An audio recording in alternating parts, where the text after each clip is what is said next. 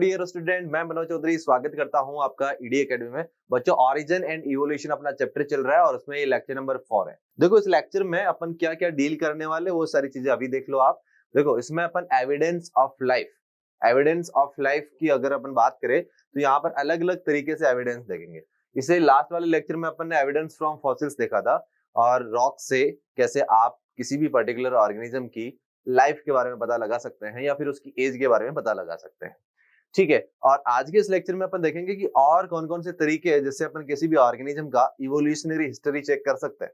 तो मैंने कहा आप उनकी एनाटॉमिकल स्ट्रक्चर या फिर मॉर्फोलॉजिकल स्ट्रक्चर से किसी भी ऑर्गेनिज्म का ओरिजिन चेक कर सकते हैं कि कोई भी डाइवर्सिटी आज की डेट में जो आपको दिख रही है वो कहीं ना कहीं किसी एक ओरिजिन पॉइंट से निकली होगी, एक सिंगल पॉइंट से निकली होगी। तो वो पॉइंट कौन सा है, एक्चुअल में इनका एंसेस्टर कौन सा है।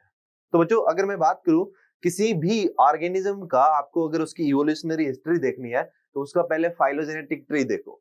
फाइलोजेनेटिक ट्री क्या होता है कि उसके अंदर एक कॉमन एंसेस्टर होता है और उससे अलग अलग डिसेंट आपको मिलेगी, मतलब उसकी ब्रांचिंग मिलेगी। और उस ब्रांचिंग का अगर आप देखेंगे जो ओरिजिन होता है वो एक सिंगल पॉइंट से होता है। ठीक है, तो मतलब इस लेक्चर में अपन देखेंगे कि पहले तो अपन देखेंगे मॉर्फोलॉजिकल स्टडी करेंगे और मॉर्फोलॉजिकल स्टडी के बेसिस पे अपन देखने वाले हैं। उसके अलावा अपन कनेक्टिंग लिंक, ज्योग्राफिकल एरियाज, ठीक है, और हैबिटाट, इन सभी चीजों से अपन देखेंगे एविडेंस। चलो स्टार्ट करते हैं अपन। देखो, evidence from anatomy and morphology of organism. Anatomy और मॉर्फोलॉजी से अपन पता लगाएंगे। मॉर्फोलॉजी का मतलब एक्सटर्नल अपीयरेंस कैसी दिख रही है, एनाटॉमी का मतलब उसकी इंटरनल जो स्ट्रक्चर है। लाइक मैंने बोला किसी बॉन, कोई पर्टिकुलर बॉन है तो उस बॉन की स्ट्रक्चर कैसी है, तो उसके बेसिस पे अपन डील करते हैं। ठीक है, तो मैंने कहा इस एनाटॉमी या फिर मॉर्फोलॉजिकल स्टडी के बेसिस पे अपन दो तरह के ऑर्गन्स देखते हैं। इसके अंदर ऑर्गन्स दो तरह के होते हैं। मैंने कहा एनाटॉमिकली अगर आप स्टडी करते हैं तो दो तरह के ऑर्गन्स आपको मिलते हैं। दो तरह के ऑर्गन से एक को बोलते हैं होमोलॉगस ऑर्गन और दूसरा होता है एनालॉगस ऑर्गन। मतलब आप किसी भी ऑर्गेनिज्म का अंदर से जो उसका स्केलेटल सिस्टम है उसकी स्टडी कर रहे हैं और उसके बेसिस पे आप बता रहे हैं कि दो तरह के ऑर्गन से, होमोलॉगस ऑर्गन और दूसरा होता है एनालॉगस ऑर्गन। ठीक है, तो सबसे पहले अपन बात करते हैं कि होमोलॉगस ऑर्गन क्या बता के जा रहा है या फिर होमोलॉगस ऑर्गन से अपने को किस चीज का पता लग रहा है। चलो वो सारी चीजें अपन देख रहे हैं। ठीक है, तो यहाँ पर आप देखेंगे द ऑर्गेनिज्म, यानी होमोलॉगस की अगर मैं बात करूं तो सबसे पहले आप होमोलॉगस के बारे में समझिए। होमो का मतलब सिमिलर, लॉगस का मतलब ओरिजिन, यानी कि ऐसे ऑर्गन्स जिनका सेम ओरिजिन हुआ है, सिमिलर ओरिजिन है। ठीक है, तो अपन बात करें the organism which have similar origin, origin उन सभी का सेम है, बट आप उनकी अगर मैं फंक्शन की बात करूं तो आप बोलेंगे कि सर उनका फंक्शन डिफरेंट है, but shows different function and different morphology. आप बाहर से देखेंगे तो उनकी मॉर्फोलॉजी भी आपको चेंज दिखेगी, फंक्शन उनका क्या रहेगा बताओ, फंक्शन भी उनका डिफरेंट रहेगा। तो इसका मतलब ओरिजिन सेम है, फंक्शन डिफरेंट है, मॉर्फोलॉजी डिफरेंट है। तो इस टाइप के ऑर्गन्स को बोलते हैं होमोलॉगस ऑर्गन। ठीक है, also known as homologous organ, मतलब origin same, function different, evolution. अच्छा, यहाँ पर देखो ओरिजिन जो है वो सेम है, फंक्शन उनका डिफरेंट है। इवोल्यूशन किस टाइप का है, तो मैंने कहा इवोल्यूशन जो है वो डाइवर्जेंट टाइप का इवोल्यूशन है। अब ये मैं आपको अलग से बताऊंगा डाइवर्जेंट, कन्वर्जेंट ये क्या होता है। लेकिन इससे पहले आप देखेंगे कि वो सारे एग्जाम्पल बताओ जो होमोलॉगस ऑर्गन शो करते हैं। तो मैंने अलग अलग एनिमल्स यहाँ पर लिए हैं और उनके यहाँ पर ऑर्गन्स भी यहाँ पर लिए हैं। ये आपके एनसीईआरटी के अंदर गिवन है, दोनों ही डायग्राम एनसीईआरटी में गिवन। होमोलॉगस ऑर्गन की मैं बात करूं तो यहाँ पर देखो मैन, चीता, वेल और बेट, इन सभी के 4 लिम्स की स्टडी करते हैं। तो मैंने यहाँ पर लिखा है 4 लिम्स ऑफ ह्यूमन, चित्ता, वेल, बेट, ये सब क्या करते हैं, ये सिमिलर स्ट्रक्चर ऑफ ऑर्गन। अगर आप इनकी इंटरनल स्ट्रक्चर देखेंगे तो वो कहीं ना कहीं सिमिलर दिख रही है। ये देखो इंटरनल स्ट्रक्चर इनकी क्या है, सिमिलर है। ठीक है, और इसके साथ में एक दूसरा एग्जांपल है thorns of bougainvillea and tendril, bougainvillea and tendril of cucurbita. ठीक है, तो ये इधर मैंने एक डायग्राम दिया है, ये प्लांट के केस में दिया है और ये एनिमल्स के केस में दिया है। ये दोनों ही डायग्राम एनसीईआरटी में गिवन है। क्या बताना चाह रहे हैं ये डायग्राम, ये आपको बताना चाह रहे हैं कि कैसे आप स्टडी कर सकते हैं होमोलॉगस ऑर्गन की। 4 लिम्ब देखो, इन सभी का 4 लिम्ब, तो मॉडिफिकेशन में आप देख रहे हैं 4 लिम्ब में ये ह्यूमरस हो गई, रेडियस, अल्ना, कार्पसल्स, मेटाकार्पसल्स। ठीक है, यहाँ पर भी आप देख रहे हैं ह्यूमरस, रेडियस, अल्ना, कार्पसल्स, मेटाकार्पसल्स, यानी कि इनमें ऑलमोस्ट सिमिलर स्ट्रक्चर दिख रही है। बट आप देखेंगे इनका फंक्शन सभी का अलग अलग है। आप थोड़ी बहुत मॉर्फोलॉजी भी देखेंगे तो कहीं ना कहीं डिफरेंट है। ह्यूमन का जो 4 लिम्ब है इसकी मॉर्फोलॉजी डिफरेंट होती है एज कंपेयर टू चीता, वेल और बैट के 4 लिम्ब से। मॉर्फोलॉजी स्ट्रक्चर, मॉर्फोलॉजी जो है वो डिफरेंट है, फंक्शन भी आप सभी को पता है अलग अलग फंक्शन होगा, लेकिन आप देख पा रहे हैं ना ऑरिजिन इन सभी का सेम है।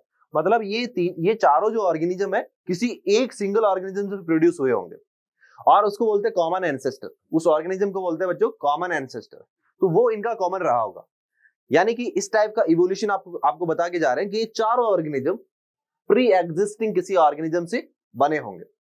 और वही ऑर्गेनिज्म जो है अब ये कैसे बने होंगे इसके पीछे एक कहानी है, उसको बोलते हैं अपन डाइवर्जेंट इवोल्यूशन। चलो तो ये समझ में आया होगा आपको। फिर अपन प्लांट्स के केस में बात करें तो यहाँ पर आपको बोगनविलिया और कुकुरबिटा दिख रहा है। बोगनविलिया का जो थॉर्न है और कुकुरबिटा का जो टेंड्रिल है ये दोनों होमोलोगस ओरिजिन शो करते हैं, ओरिजिन एक ही पॉइंट से हुआ।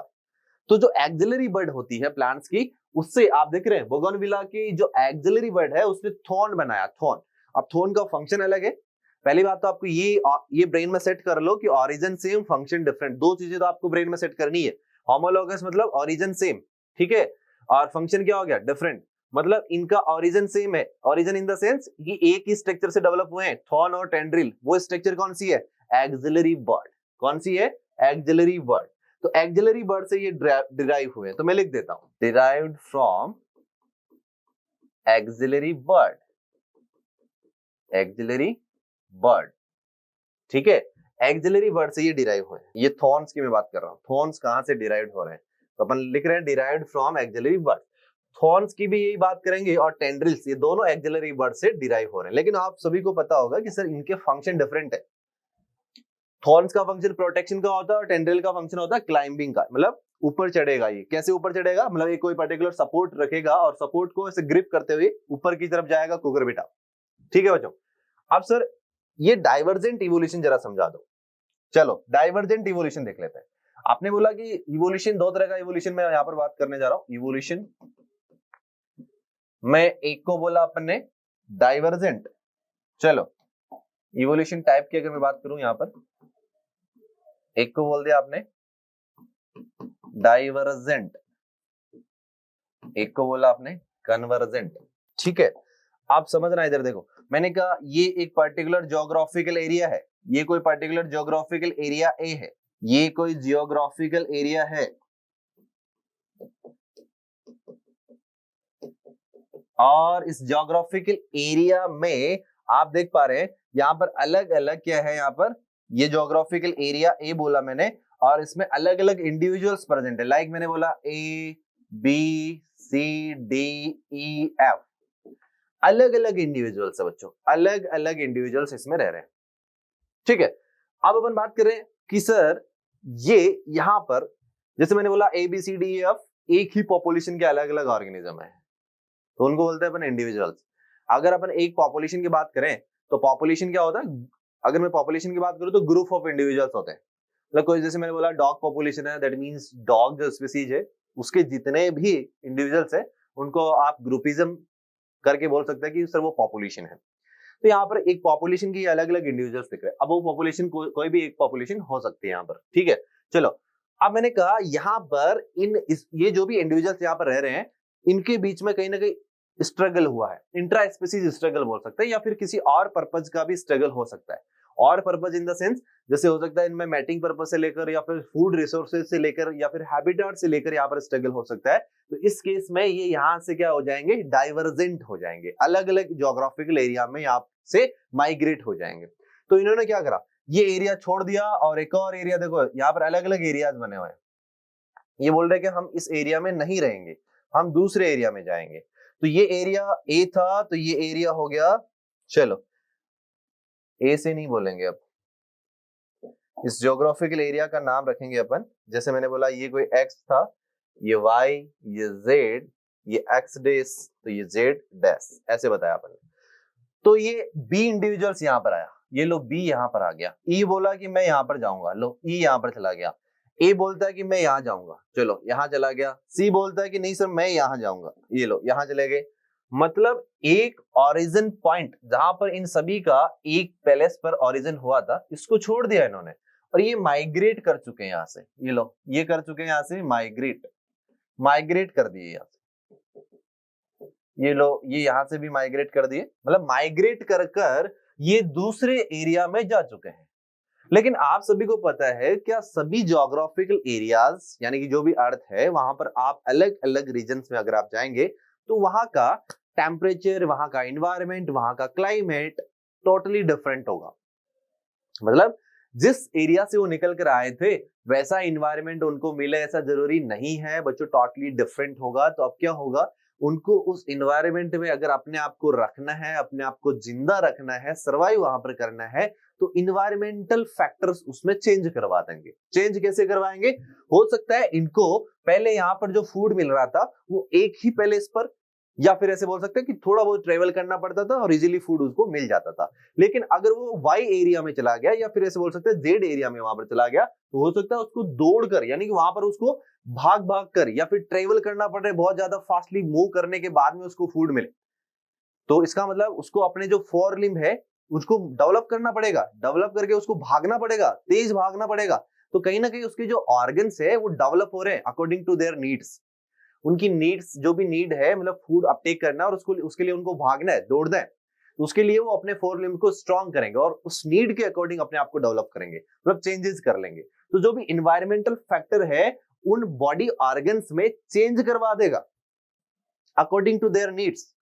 अब कुछ ऐसे जैसे मैंने बोला कुछ एनिमल्स ऐसे जिनको फ्लाई करना पड़ेगा उड़कर, क्योंकि वहां पर बहुत ज्यादा पानी है तो उनको उड़ उड़ के जाना पड़ेगा इधर उधर, तो उन्होंने अपने फोर लिम्ब को कन्वर्ट कर लिया किसके अंदर, विंग्स के अंदर कन्वर्ट कर लिया है। बात समझ में आ रही ना? तो ये सारा जो एक तरह का इवोल्यूशन होता है ये डाइवर्जेंट इवोल्यूशन होता है, मतलब एक पॉइंट से निकले हैं और अलग अलग एरियाज में गए। तो जो आपके होमोलोगस ऑर्गन डिराइव्ड हुए हैं, divergent evolution form homologous organ, form homologous organ, और जस्ट इसका अपोजिट हो जाएगा कन्वर्जेंट। कन्वर्जेंट का मतलब क्या हो गया, जैसे मैंने कहा ये एक बड़ा सा ज्योग्राफिकल एरिया है, ये अलग अलग इसके पास में एरियाज हैं, और बच्चों यहाँ से कोई ए, ये बी, ये सी, ये डी, ये अलग अलग प्राणी यहाँ पर आ गए, ये लोग, ये अलग अलग प्राणी माइग्रेट होकर आ गए। ठीक है, यहाँ पर मैंने बोला इनका यहाँ पर इन्वायरमेंटल कंडीशन, इन्वायरमेंटल कंडीशन यहाँ पर डिफरेंट थी, यहाँ पर डिफरेंट थी, लेकिन यहाँ पर भी डिफरेंट, यहाँ पर भी डिफरेंट, यहाँ पर भी डिफरेंट, लेकिन ये एक कॉमन एरिया एक्स के अंदर आ गई। अब यहाँ का जो टेम्परेचर है, यहाँ का जो क्लाइमेट है, यहाँ का जो इन्वायरमेंट है, वो इन सभी के लिए सेम रहेगा। तो चाहे ये अलग अलग एरिया से आए होंगे लेकिन इस एरिया के अकॉर्डिंग इनको अपने आप में अडेप्टेशन करनी पड़ेगी। तो यहां से एक और वर्ड निकल के आता है अडेप्टेशन। ठीक है, तो अडेप्टेशन भी अपन पढ़ेंगे कि अडेप्टेशन होती क्या है, तो जिस भी एरिया में जा रहे हो और वहां के अकॉर्डिंग आप अडेप्ट हो गए, मतलब वो अडेप्टेशन है। तो ये इवोल्यूशन के दो टाइप अपन ने देखे हैं, मतलब इसमें डाइवर्जेंट और कन्वर्जेंट। तो कन्वर्जेंट किस टाइप का ऑर्गेनिज्म फॉर्म करेगा, ये फॉर्म करेगा, it will form analogous organ, it will form analogous organ. ठीक है, तो ये टाइप्स ऑफ इवोल्यूशन है। तो बच्चों अब अपन एनालॉगस ऑर्गन में बढ़ते हैं। ठीक, अच्छा उसके कुछ एग्जाम्पल और बचे हुए यहाँ पर, ये होमोलोगस ऑर्गन्स के कुछ एग्जाम्पल्स बचे हुए जो अपन देखने जा रहे हैं। Mouth part of insect, potato and ginger, modification of stem. दोनों ही स्टेम के मॉडिफिकेशन है लेकिन फंक्शन अलग अलग है इन दोनों का। पोटैटो का फंक्शन अलग है, जिंजर का फंक्शन अलग है। मतलब ये आप स्टार्च का फॉर्मेशन यहाँ पर आप देखेंगे और इसने कुछ स्टार्च को स्टोरेज करके रखा हुआ है, इसकी कुछ फंक्शन अलग है, मतलब मेडिसिनल प्रॉपर्टी इसके अंदर आपको मिलेगी। इसमें आपको ओनली क्या मिलेगा, स्टार्च मिलेगा इसके अंदर जो न्यूट्रिशन आपको देगा, न्यूट्रिशन सॉरी जो आपको क्या प्रोवाइड करवाएगा, एनर्जी प्रोवाइड करवाएगा स्टार्च खाने से। Radish and carrot, root modification है, रूट मॉडिफिकेशन है बच्चों। ऑरिजिन इनका सेम है, स्ट्रक्चर देखेंगे तो वो भी आपको ऑलमोस्ट सेम दिखेगी। ठीक है, लेकिन अगर मैं बोलूं ऑरिजिन सेम लेकिन इनका फंक्शन क्या हो गया, टोटली डिफरेंट है। रेडिस का, मूली का फंक्शन अलग है, कैरेट का फंक्शन अलग है। फंक्शन कैसे, जैसे आप बोल सकते हो कि इनकी प्रॉपर्टी जो है, स्टोरेज जो प्रॉपर्टी है वो अलग अलग है। ठीक है, ओके। इसके बाद में अपन बात कर रहे हैं, जैसे मैंने बोला रेडिस जो मूली है वो आयरन का ज्यादा स्टोरेज करती है, कैरेट जो है वो विटामिन ए का यहाँ पर स्टोरेज इसको मिलेगा, जो फंक्शन दोनों का अलग अलग हो गया। Testes in male and ovary in female, testes and ovary, बहुत इंपॉर्टेंट बात, ये दोनों होमोलोगस कैसे हो सकते हैं, ये दोनों होमोलोगस कैसे हो सकते हैं? मैंने कहा इनका ओरिजिन जो होता है ना बच्चों, एक कॉमन डक्ट से होता है जिसे बोलते हैं यूरोजेनाइटल डक्ट। चलो मैं बता देता हूँ, ये देखो ये यहाँ पर बच्चों एक कॉमन डक्ट मैंने यहाँ पर बनाई है भाई, दिस इज यूरोजेनाइटल डक्ट, इसका नाम रखा यूरोजेनाइटल जेनाइटल डक्ट। ठीक है, अब इस यूरोजेनाइटल डक्ट में एम्ब्रियोनिक कंडीशन के टाइम पर दो पाउच निकलते हैं बच्चों। ये देखो ऐसे दो पाउच निकलेंगे, ये लो यहां पर भी पाउच निकलेंगे। ठीक है, ये पाउच निकला यहां से, ये यहां से भी एक पाउच निकला, मतलब दोनों में अब आप देखेंगे ये एक सिंगल, ये वाला पाउच टेस्टिस के लिए रेस्पॉन्सिबल है, तो ये ओवेरी के लिए रेस्पॉन्सिबल है। अब इनका आगे डेवलपमेंट होगा या फिर नहीं होगा, ये डिपेंड करेगा कि उसका क्रोमोसोम कैसा है, XX है या फिर XY है। ठीक है, तो उन सेक्स क्रोमोसोम पर ऐसे जीन्स प्रेजेंट होते हैं जो इनको रेगुलेट करके जाते हैं। उन जीन्स के अंदर कुछ ऐसे फैक्टर्स बनते हैं जो इनको रेगुलेट करके जाते हैं। मैंने बोला मेल के अंदर जो ओवेरी बनाने वाला आगे यहाँ पर आप देखेंगे इस ओवेरी को ब्लॉक कर दिया जाएगा, ऐसे कुछ फैक्टर्स आएंगे जो इस ओवेरी को आगे डेवलप नहीं होने देंगे। और अगर मैंने बोला फीमेल के केस में टेस्टिस को ब्लॉक कर दिया जाएगा, कुछ ऐसे फैक्टर बनेंगे एक्स क्रोमोसोम से जो टेस्टिस को ब्लॉक कर देंगे। लेकिन आप इन दोनों का ओरिजिन देख रहे हैं तो कहीं ना कहीं सेम डक्ट से हो रहा है, इसका मतलब टेस्टिस एंड ओवरी दोनों ही होमोलॉगस ऑर्गन होते हैं बच्चों, वेरी वेरी इंपॉर्टेंट। इसके अलावा एक और यहाँ पर एग्जांपल मैंने दिया है, penis of male and clitoris in female. Penis और क्लाइटोरिस दोनों होमोलॉगस ऑर्गन है, लेकिन फंक्शन दोनों का अलग अलग है। यहाँ पर आप देखेंगे इनका फंक्शन अलग अलग है। ठीक है, दीज आर होमोलॉगस ऑर्गन। तो बच्चों ये सारी डिटेल देखो, एक बार फिर से देख लेते हैं। ये सारी डिटेल देखिए अपने होमोलॉगस ऑर्गन की, याद क्या रखना, origin same function different. Evolution किस टाइप का होगा, डाइवर्जेंट। कैसे होगा मैंने आपको बता दिया। एग्जाम्पल जो दोनों एनसीईआरटी में दे रखे ये आपको बताइए। इसके अलावा अपन ने बहुत सारे एग्जाम्पल यहाँ पर देखे, mouth part of insect, potato in ginger, radish carrot, testis in male and female, penis in male और क्लाइटोरिस इन फीमेल। चलो अब आगे बढ़ते हैं अपन एनालॉगस ऑर्गन में। एनालॉगस ऑर्गन नाम में ही काम छुपा, एना देखो जस्ट अपोजिट हो जाएगा होमोलॉगस का। अगर उसमें सिमिलर ओरिजिन था तो यहाँ पर ओरिजिन क्या हो जाएगा, डिफरेंट। तो the organ which have different origin, very very important. यहाँ पर डिफरेंट ओरिजिन होगा but so similar function, function कैसा होगा इनका, सिमिलर होगा, are known as analogous organ. यानी कि ओरिजिन डिफरेंट फंक्शन सेम, इनको बोला आपने analogous organ. Origin different function same. Evolution यहाँ पर कन्वर्जेंट टाइप का है। फिर से आ जाओ, देखो कन्वर्जेंट टाइप का क्यों, आप खुद बता देंगे। ओरिजिन इसका यहाँ पर हुआ होगा, बी का यहाँ पर हुआ होगा, डी का यहाँ पर हुआ होगा, सी का यहाँ पर हुआ होगा। ओरिजिन तो इन सभी का अलग है, लेकिन फंक्शन यहाँ पर आते ही सेम हो जाएंगे। फंक्शन सबका सेम हो जाएगा। फंक्शन कैसे, जैसे मैंने बोला एक ऑर्गेनिज्म ए है, एक बी है, एक सी डी है जो नीचे से आ रहा है और एक कॉमन एरिया के अंदर आए, लेकिन उस एरिया के अंदर same environment, same type of food, ठीक है, ये क्लाइमेट कंडीशन सब सेम है। तो जिस टाइप का फूड होगा तो सबको स्ट्रक्चर, मैंने कहा जैसे मान लो कि वहां पर जो फूड है वो उनको ट्रेवल करने के बाद में मिल रहा है, दौड़ने के बाद में मिल रहा है, या फिर ऐसे बोल सकते हैं कि वहां का जो हैबिटेट है वो कुछ ऐसा ही है कि उन्होंने अपनी स्ट्रक्चर को ऑलमोस्ट सिमिलर कर लिया है। जैसे दौड़ के सबको फूड मिल रहा है तो मतलब कहीं ना कहीं उन्होंने अपने फोर लिम्स को उस अकॉर्डिंग कन्वर्ट किया है। इनको फ्लाई करने की रिक्वायरमेंट पड़ रही तो उन्होंने ऑलमोस्ट ने अपने फोर लिम को किस में कन्वर्ट करा है, उसको ऐसे बोल सकते हैं कि अपन विंग्स के अंदर कन्वर्ट किया है। बात समझ में आ रही है ना। तो इस टाइप का जो इवोल्यूशन है वो कन्वर्जेंट इवोल्यूशन है। ठीक है, चलो आगे बढ़ते हैं। तो यहां पर लिखा wings of butterfly, bat and birds are analogous. Wings of butterfly, तो बटरफ्लाई के जो विंग्स है वो बेट एंड बर्ड्स के, यहां पर आप देखेंगे इनके पंखों से डिफरेंट है, तो ये एनालोगस शो कर रहे हैं। ये इंसेक्ट का विंग्स यहां पर मैंने शो किया, आप देख पा रहे हैं इंसेक्ट का विंग्स, और यहाँ पर बर्ड्स का विंग्स, तो कहीं ना कहीं ह्यूमरस, रेडियस, अल्ना, कार्पसस, और यहाँ पर आप देख रहे हैं ये वाला रीजन, कार्पसल्स, अल्ना, रेडियस हो गया, ह्यूमरस, ये आगे जाकर फीदर्स फॉर्म कर रहे हैं। मतलब कहीं ना कहीं फोर लिम्स जो है वो विंग्स में कन्वर्ट हुआ। लेकिन यहाँ तो ऐसा कुछ है ही नहीं, यहाँ तो जो बाहर की इनकी क्यूटिकल स्ट्रक्चर है यही किस में कन्वर्ट हो गई है, यही यहाँ पर विंग्स में कन्वर्ट हो गई है। क्यूटिकल स्ट्रक्चर इनकी विंग्स के अंदर कन्वर्ट हो चुकी है। तो कहीं ना कहीं फंक्शन तो दोनों का सेम है ना, दोनों का फंक्शन सेम है, फ्लाई करना है दोनों को, लेकिन ओरिजिन दोनों का डिफरेंट है। तो ये बहुत ही अच्छा एग्जाम्पल है एनालॉगस ऑर्गन्स का। ठीक है, इसके अलावा भी अपने पास में एग्जाम्पल्स यहाँ पर देखो जरा।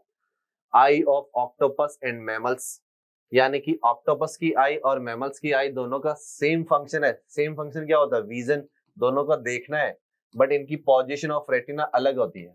पोजीशन ऑफ रेटिना जो है वो डिफरेंट होती है, इज डिफरेंट।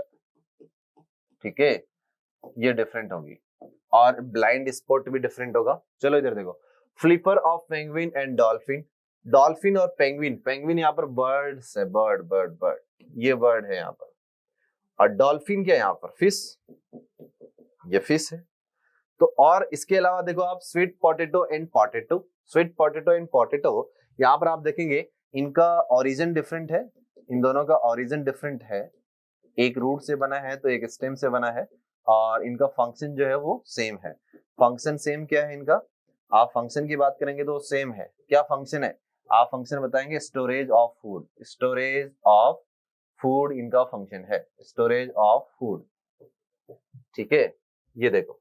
और इसके अलावा examples sting of honey, sting of honey, Honey का जो डंक, जो जिसे डंक आप बोलते हैं वो, और स्कॉर्पियन का जो डंक है वो दोनों डिफरेंट है। स्कॉर्पियन का जो डंक है ना ये एब्डोमिनल सेगमेंट से अराइज होता है, एब्डोमिनल सेगमेंट से अराइज होगा, किसका, स्कॉर्पियन का डंक जो होगा, और इसका एब्डोमिनल सेगमेंट से ना होकर किसी और रीजन से होगा, ठीक है, ओवी सेगमेंट होते हैं इसके अंदर, ओवी सेगमेंट से स्टिंग बन रहा है और इसका एब्डोमिनल सेगमेंट से बन रहा है, तो कहीं ना कहीं इनका ओरिजिन डिफरेंट है लेकिन फंक्शन दोनों का सेम है। फंक्शन है इनका प्रोटेक्शन, प्रोटेक्ट करते ही अपने आप को एनिमी से, ठीक है, तो जो भी इनको छेड़ेगा उनको बहुत ही अच्छी वाली सजा मिल जाएगी, ठीक है। इसके अलावा देखो hands of human and trunk of elephant, अगर मैं एलिफेंट के ट्रंक की बात करूं तो ये मॉडिफिकेशन होता है किसका, अपर लिप का होता है। Lungs of human and gills of prawn, इनका फंक्शन सेम है बट ओरिजिन टोटली क्या है, डिफरेंट है। तो बच्चों ये आपको समझ में आया होगा बहुत अच्छे से, एनालॉगस ऑर्गन्स। चलिए आगे की ओर बढ़ते हैं, ये बहुत ही अच्छा एग्जाम्पल अपन ने देखा है एविडेंस का, मतलब मॉर्फोलॉजी से आपको बहुत कुछ पता लग रहा है ऑर्गेनिज्म के इवोल्यूशन के बारे में, ठीक है। इसके बाद में आप आ जाइए एविडेंस फ्रॉम वेस्टिजियल ऑर्गन्स, क्या वेस्टिजियल ऑर्गन्स भी एविडेंस दे सकते हैं कि कौन कहां से अराइज हुआ है, कौन किसका पिता है, कौन किसका पुत्र है, ठीक है, हाँ बिल्कुल पता लगा सकते हैं। कैसे, आप देखेंगे कि ऐसे एनिमल्स हैं जिनके अंदर वेस्टिजियल ऑर्गन्स होते हैं। अच्छा वेस्टिजियल ऑर्गन्स होते क्या सर, ऐसे ऑर्गन्स हैं जो नॉन फंक्शनल होते हैं लेकिन कभी ना कभी वो फंक्शनल थे, या फिर ऐसे बोल सकते हैं कि उनके जो भी एंसेस्टर है उनके अंदर वो फंक्शनल थे बट उनकी लाइफ में वो कैसे हैं, नॉन फंक्शनल है। बट है तो सही ना, नॉन फंक्शनल तो है बट है, तो कहीं ना कहीं उन ऑर्गन्स की स्टडी करते हैं कि ये किन में फंक्शनल थे, जिनमें फंक्शनल थे, इसका मतलब उस पर्टिकुलर ऑर्गेनिज्म का ओरिजिन भी उसी एंसेस्टर से हुआ है। तो वेस्टिजियल ऑर्गन भी आपको इवोल्यूशन के बारे में बता के जाता है, ऑर्डर ऑफ इवोल्यूशन कि कौन किससे इवोल्व हुआ है। तो यहाँ पर आप देखेंगे कुछ, यहाँ पर मैंने यहाँ पर एग्जाम्पल भी दे रखे हैं वेस्टिजियल ऑर्गन्स के। तो ये देखो मसल्स ऑफ पिना, यहाँ पर ह्यूमन की बात कर रहा हूं, example of vestigial organs in human, in human, human के अंदर मैंने दिया मसल्स ऑफ पिना, पिना की जो मसल्स है वो कहीं ना कहीं क्या वेस्टिजियल होती है, यानी कि एक्चुअल में अगर आप जैसे बफेलो के अंदर देखते हैं, काऊ के अंदर देखते हैं, तो उनकी जो मसल्स की जो पिना की जो मसल्स है वो एक्टिवेट होती है, यानी कि वो ऐसे रोटेट कर सकते हैं, रोटेट नहीं, फ्लिप कर सकते हैं, ऐसे फ्लिप फ्लिप, और ह्यूमन कभी भी फ्लिप नहीं कर सकता। इसका मतलब पिना तो फंक्शनल है, पिना का फंक्शन क्या होता है, जो साउंड वेव आती है ना बच्चों उसको कलेक्ट करता है पिना, लेकिन पिना को आप ऐसे मूव नहीं कर सकते क्योंकि आपकी मसल्स कैसी है, वो वेस्टिजियल है, नॉन फंक्शनल है। Mammary glands in male, male की जो मेमोरी ग्लैंड्स है ना वो भी नॉन फंक्शनल है, ठीक है, ओके। कॉक्सिक्स टेल बोन, ठीक है, ये वर्टिब्रा बोन है, वर्टिब्रल बोन, ऐसे बोल सकते हैं, ये लास्ट वर्टिब्रल बोन है, इसको अपन लास्ट वर्टिब्रल बोन बोलते हैं, लास्ट वर्टिब्रल बोन, ये वेस्टिजियल है। ये क्या करती थी पहले के टाइम पर, इसको टेल बोन बोलते हैं, टेल बोन का मतलब टेल का फॉर्मेशन करती थी ये पहले, टेल बोन। अपने जो एंसेस्टर थे उनमें जो टेल थी वो कहीं ना कहीं किससे निकल के आती थी, कॉक्सिक्स से निकल के आती थी, तो कॉक्सिक्स जो है वो ह्यूमन के अंदर वेस्टिजियल है, ठीक है, याद रखना है। मेमोरी ग्लैंड्स इन मेल, ये ऑलरेडी अपन ने देख लिया है। कैनाइन टीथ, ये कार्निवोरस टीथ होता है, कार्निवोरस टीथ। तो पहले जो अपने एंसेस्टर थे वो कैसे थे, कार्निवोरस थे, इसका मतलब जो भी कच्चा मीट वो खाते थे तो उनको चीरना फाड़ना पड़ता था, मतलब उनको कहीं ना कहीं टीयर करना पड़ता था, चीरेंगे नहीं तब तक वो उसको खा नहीं पाएंगे। तो जैसे ही ऑमनिवोरस आए, अपन कैसे हैं, ऑमनिवोरस है, तो अपने अंदर यहाँ पर ये जो कैनाइन टीथ है इनका कोई फंक्शन नहीं है, अपने पास में क्या मिल चुका अपने को, नाइफ मिल चुका, आप नाइफ से उसको काट लेंगे पहले, आपके इनका फंक्शन तो नाइफ ने छीन लिया ना, तो कैनाइन जो टीथ है इसका कोई फंक्शन नहीं है, तो ये कार्निवोरस टीथ है और ये एक्टिवेट था, किसके अंदर एक्टिवेट था, तो आप बोलेंगे activate in carnivorous animals, carnivorous animals, carnivorous animals में ये एक्टिवेट था। ठीक है, चलो अपेंडिक्स, बहुत अच्छी चीज, अपेंडिक्स के बारे में देखो, अपेंडिक्स, चलो अपेंडिक्स क्या करती है, ये सेल्यूलोज का डाइजेशन करती है, सेल्यूलोज डाइजेशन करेगी। तो क्या अपन सेल्यूलोज खाते हैं, नहीं, बट अपने जो एंसेस्टर है, एंसेस्टर्स जो है उनके अंदर ये कैसी थी, एक्टिवेट थी, एक्टिवेट थी, क्योंकि वो सेल्यूलोज ले लेते थे, है ना, जब भी उनको अगर प्रॉपर वैसे फूड नहीं मिलता था तो कभी कभी उनको घास फूस भी खाना पड़ जाता था, तो उनके अंदर कहीं ना कहीं ये जो अपेंडिक्स है बच्चों, ये कैसी है, एक्टिवेट थी। तो कहीं ना कहीं पता लगता है अपना कि ये सेल्यूलो जो अपेंडिक्स जो है वो अपने एंसेस्टर में एक्टिवेट थी। एमएसएच, मेलेटोनिन स्टिमुलेटिंग हार्मोन, ये आपके पिट्यूटरी ग्लैंड से रिलीज होता है, इसका भी अभी तक कोई फंक्शन नहीं है। लेकिन आप अगर लोअर ऑर्गेनिज्म की बात करते हैं, लाइक मैंने बोला एम्फीबियंस और रेप्टाइल्स में बात करते हैं, तो वहां पर इनका फंक्शन मिलता है। ठीक है, तो वहां पर आपको वो जो कलर चेंज करते हैं अपनी स्किन का, जैसे आपने गिरगिट देखा होगा, वो अपनी कलर जो स्किन का कलर चेंज करते हैं, तो उनके अंदर ये एक्टिवेट होता है। ह्यूमन के अंदर इसका अब तक कोई फंक्शन यहाँ पर नॉन नहीं है बच्चों। ठीक है, चलिए विंग्स ऑफ फ्लैटलेट बर्ड्स।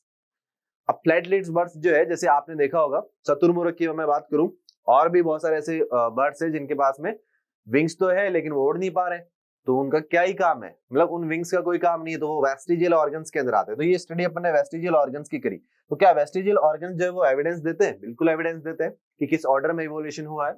फिर एक और अच्छा एग्जांपल है जिसके थ्रू अपन यहाँ पर एविडेंस देखते हैं, वो है कनेक्टिंग लिंक। कनेक्टिंग लिंक का मतलब होता है दो अलग अलग स्पीसीज के बीच का कुछ ऐसा ऑर्गेनिज्म जो अपने से पहले वाले स्पीसीज का भी कैरेक्टर शो करे और आने वाली स्पीसीज का भी कैरेक्टर शो करे, तो इस टाइप के ऑर्गेनिज्म जो है वो कनेक्टिंग लिंक शो करते हैं। तो connection between two different species is connecting link.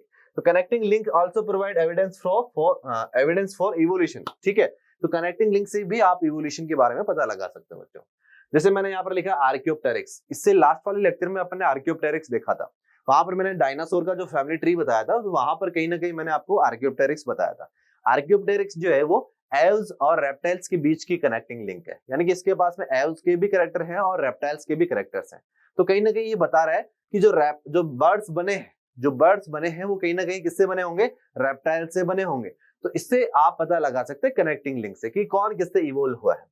इसके अलावा बहुत सारे मैंने यहाँ पर बच्चों एग्जाम्पल बताए हैं कनेक्टिंग लिंक के, जो आपको याद ही कर लेने हैं। जैसे नियोप्लीना जो है वो एनालिड्स और मोलस्का के बीच की कड़ी है, योजक कड़ी जिसे बोलते हैं, हिंदी में इसको योजक कड़ी बोलते हैं। चलो मैं लिख देता हूँ, हिंदी वाले बच्चों सुन लो जरा, योजक कड़ी बोलेंगे इसको। एनालिड्स एंड मोलस्का, काइमेरा बहुत इंपॉर्टेंट, दो तरह की मछलियां होती है, एक को बोलते हैं कॉन्ड्रियोकतीज, एक को बोलते हैं ऑस्टियोकतीज, यानी कि इसको बोलते हैं उपास्थिल। चलो हिंदी में भी लिख ही देता है, उपास्थिल, और इसको बोला अस्थिल मछली, जिनमें बॉन्स होती है और जिनमें ओनली कार्टिलेज प्रेजेंट है। तो इनके बीच की जो कनेक्टिंग लिंक है वो काइमेरा है। प्रोटोथेरियंस, रेप्टाइल्स और मैमल्स के बीच का पेरिपेटस जो है, पेरिपेटस ये है एनालिड्स और, ये क्या लिख दिया, एनालिड्स और ट्राइपोड्स, नहीं आर्थ्रोपोड्स होगा, एनालिड्स और आर्थ्रोपोड्स, चलो लिख देते हैं। ठीक है, ओके। आप देखो वायरस, ये तो आप सभी को पता है, नॉन लिविंग और लिविंग के बीच की कनेक्टिंग लिंक है। इसके अलावा भी बहुत सारी कनेक्टिंग लिंक है बच्चों जो आप पढ़ सकते हैं। ठीक है, लेकिन आर्कियोप्टेरिक्स आपको याद रखना है क्योंकि आपके एनसीईआरटी में गिवन है। ठीक है, चलिए आगे बढ़ते हैं। जियोग्राफिकल एरिया या फिर बायो जियोग्राफिकल एरिया भी बोल सकते हैं, मतलब आप किसी जियोग्राफिकल एरिया को देखकर पता लगा सकते हैं कि यहाँ पर किस टाइप के ऑर्गेनिज्म रहे होंगे। तो आप किसी भी जियोग्राफिकल एरिया को देखते हैं और वहां पर आपने अगर ग्रुप ऑफ एनिमल्स देखा तो उसको बोलते हैं फोना, उसको बोलते हैं बच्चों फोना। अगर आपने ग्रुप ऑफ प्लांट्स देखा, यानी प्लांट्स की आप स्टडी कर रहे हैं ग्रुप में, उसको बोलते हैं फ्लोरा। तो flora is the study of plants and fauna is the study of animals बच्चों। तो आप किसी भी जियोग्राफिकल एरिया में प्लांट्स की स्टडी कर रहे हैं उसको फ्लोरा बोला, और अगर आपने एनिमल्स की स्टडी कर रहे हैं दैट मींस वो क्या है, वो फोना है बच्चों। ठीक है, चलिए तो अलग अलग यहाँ पर आप देखेंगे जियोग्राफिकल एरिया प्रेजेंट है। ठीक है, जियोग्राफिकल एरिया में यहाँ पर डार्विन फिंच का भी एक एग्जाम्पल है। ये डार्विन फिंच जो है वो अडेप्टिव रेडिएशन शो करती है, इसके बारे में अपन अलग से पढ़ने वाले हैं, अडेप्टिव रेडिएशन में पढ़ेंगे इसके बारे में। तो अपन बात करते हैं जियोग्राफिकल एरियाज की, तो कितने हैं टोटल? अगर मैंने वर्ल्ड की बात करूं तो वर्ल्ड में टोटल 6 बायोजियोग्राफिकल एरिया, बस नाम याद रख लेना आपको, यहाँ पर मैंने दे रखा है सबके बारे में। नियार्टिक हो गया, पेलियार्टिक हो गया, नियोट्रॉपिक हो गया, ओरिएंटल हो गया, इथियोपियन हो गया, ऑस्ट्रेलियन हो गया। तो बच्चों ये याद ही कर लेने आपको, ठीक है। वैसे तो आपको याद करने की जरूरत नहीं है इसको, क्योंकि यहाँ से क्वेश्चन नहीं बनता है। आप देखो बहुत ही अच्छा evidence from adaptive radiation. Adaptive radiation कैसे एविडेंस देता है, ठीक है। तो देखो अडेप्टिव रेडिएशन क्या है, इसके बारे में देखो। The process of evolution of different species in a given geographical area starting from a point and radiating to other area of geography is called adaptive radiation. मतलब एक पॉइंट से कोई ऑर्गेनिज्म निकला है और वो अलग अलग एरिया में जाकर उस एरिया के अकॉर्डिंग क्या हो गया, सेटल हो गया, अडेप्टिव हो गया, अडेप्ट हो गया। तो इस टाइप के रेडिएशन को बोलते हैं अडेप्टिव रेडिएशन। और इसका बहुत ही अच्छा एग्जांपल जो है वो डार्विन फिंच है। मैंने यहाँ पर एग्जांपल आपको दिया है डार्विन फिंच। तो बच्चों जो डार्विन फिंच का नाम डार्विन फिंच क्यों रखा, क्योंकि एक साइंटिस्ट जिसका नाम था डार्विन, और इसको जो जहां पर भी ये रिसर्च कर रहा था, मतलब अमेरिका की मैं बात कर रहा हूँ, तो अमेरिका के अंदर इसको बोला गया, अमेरिकन गवर्नमेंट के द्वारा इसको बोला गया कि आप क्या करेंगे, ओवरऑल वर्ल्ड की क्या करेंगे, सर्वे करेंगे, और वहां पर होने वाले जो भी चेंजेस है, नेचुरल चेंजेस, उसके बारे में बताएंगे।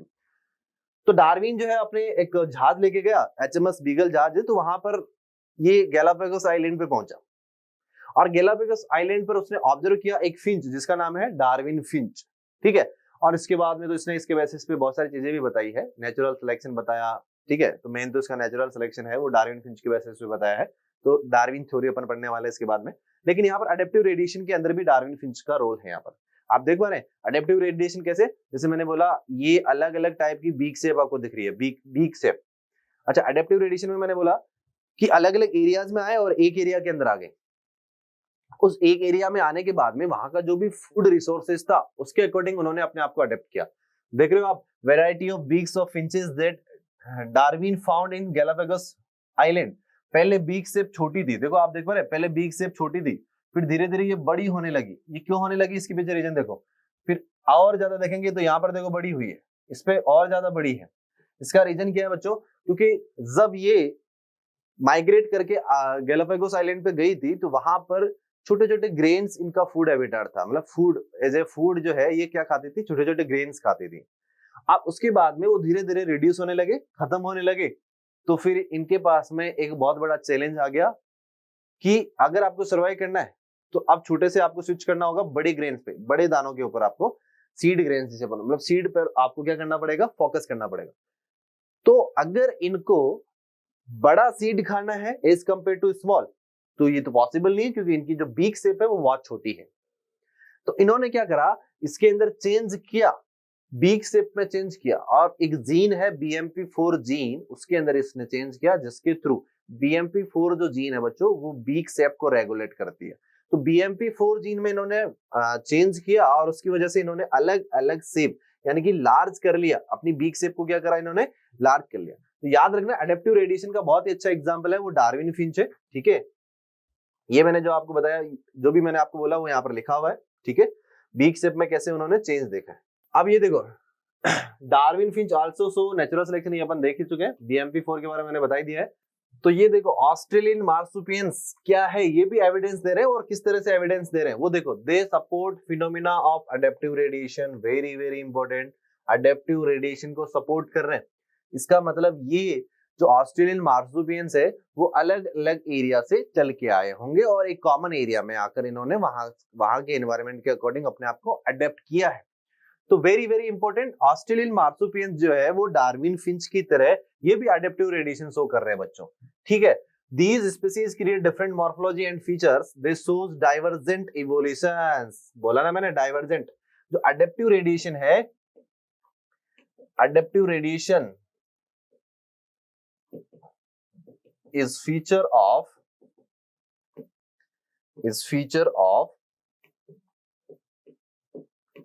divergent evolution.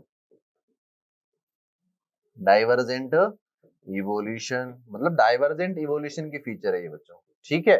ओके, अब इधर देखो कैसे कौन कौन से वो एनिमल्स है जो ऑस्ट्रेलियन मार्सुपियंस कहला रहे हैं और कैसी उनकी जो स्ट्रक्चर है वो चेंज हुई है। ये लो, ये एनसीईआरटी का ही डायग्राम है, इसमें आप सभी देख सकते हैं। ऑस्ट्रेलियन मार्सुपियंस, ठीक है, ये मार्सुपियल रेडिएशन है, मतलब एक एरिया से ओरिजिनेट हुए और अलग अलग एरिया में चले गए। ये लो, एक एरिया से ओरिजिनेट हुए और अलग अलग एरिया में चले गए, देख पा रहे हैं आप? ठीक है, इसको ऑब्जर्व करो। ऑस्ट्रेलियन मार्सुपियंस एक एरिया से निकला और आप देखो अलग अलग एरिया में चला गया, तो ये डाइवर्जेंट हुआ इनका, डाइवर्जेंस।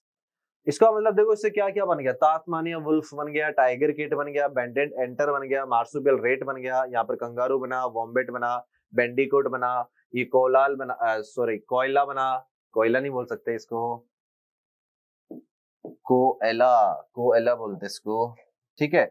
ये मार्सुपियल मॉल है, यहाँ पर सुगर ग्लिडर है। तो ये सब एनिमल्स जो है वो एक सिंगल मार्सुपियन से बने हैं। मतलब क्या ये अडेप्टिव रेडिएशन शो करेंगे? यस, ये अडेप्टिव रेडिएशन शो कर रहे हैं, एक पॉइंट से निकल रहे हैं और अलग अलग मॉर्फोलॉजी गेन कर रहे हैं, अलग अलग एरियाज में जा रहे हैं। तास्मानिया वुल्फ अलग एरिया में गए हैं, ये अलग एरिया में गया है। मतलब जैसा इन्वायरमेंट, मतलब जैसा देश वैसा बेस, ऐसे बोल सकते हैं, जैसा देश वैसा बेस, जैसा इन्वायरमेंट वैसा चेंजेस। तो ये जो एग्जांपल है ऑस्ट्रेलियन मार्सुपियंस, ये अडेप्टिव रेडिएशंस का है। चलो आगे बढ़ते हैं। Placental mammals when more than one adaptive radiations, ये देखो, occur in different geographical areas is called adaptive convergent, ठीक है। It represents convergent evolution that leading to origin of analogous organs, newly formed species। और अब देखो ये placental जो mammals है ये कन्वर्जेंट इवोल्यूशन को शो कर रहे हैं। देखो ये कन्वर्जेंट इवोल्यूशन को शो कर रहे हैं, वेरी वेरी इंपॉर्टेंट।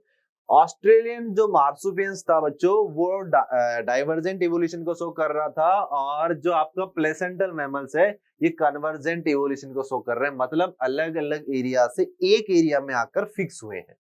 जबकि आप ऑस्ट्रेलियन मार्सुपियंस की बात करते हैं तो वो एक एरिया से डाइवर्जेंट हुआ, अलग अलग एरियाज में गया और उनकी मॉर्फोलॉजी के अकॉर्डिंग, उनके एनवायरनमेंट के अकॉर्डिंग उन्होंने अपने आप को सेट किया है। तो प्लेसेंटल मैमल्स कौन कौन से जरा देख लेते हैं। ये लो, यहाँ पर आप देख पा रहे हैं, ये यहाँ पर एंट ईटर हो गया, ये नम्बेट हो गया। तो कहीं ना कहीं ये अलग अलग एरियाज में आए लेकिन कॉमन एरिया में आ गए। तो आप देख पा रहे हैं दोनों का हैबिटेट सेम हो गया, मॉर्फोलॉजी सेम हो गई, इन दोनों की मॉर्फोलॉजी सेम, इन दोनों की मॉर्फोलॉजी सेम, फंक्शन भी आप देख रहे हैं, मॉर्फोलॉजी सेम तो फंक्शन भी सेम। तो ये देखो ये सब एनालोगस का यहाँ पर फंक्शन है, मतलब एनालोगस ऑर्गन्स, या फिर ऐसे बोल सकते हैं। बिल्कुल, ये कन्वर्जेंट इवोल्यूशन का एग्जांपल है। कन्वर्ज्ड हो गए, एक एरिया में आकर देखो कन्वर्ज हो गए, और आप देख रहे हैं इनकी मॉर्फोलॉजी ऑलमोस्ट सेम है और इनका फंक्शन भी सेम है। ये एनसीईआरटी में गिवन है बच्चों। तो यहाँ पर आपको एग्जाम्पल याद करने हैं कि कौन किसका एग्जाम्पल है, कौन कन्वर्जेंट का एग्जाम्पल है तो कौन डाइवर्जेंट का एग्जाम्पल है बच्चों, ठीक है। ये लो, और कोई शॉर्टकट नहीं है यहाँ पर। अगर यहाँ पर कोई कॉन्सेप्ट होता तो चलो अपन देख भी लेते उसको, लेकिन आपको याद ही करना था। चलिए तो बच्चों इस लेक्चर में अपन ने ये सारी चीजें डील की है, ठीक है। नेक्स्ट लेक्चर के लिए बने रहिए अपने चैनल के साथ में। तो बच्चों इस लेक्चर को कर दीजिए लाइक और चैनल को कर दीजिए सब्सक्राइब, ताकि आने वाले हर एक वीडियो की नोटिफिकेशन आप तक पहुंच जाए। ओके बच्चों, बाय।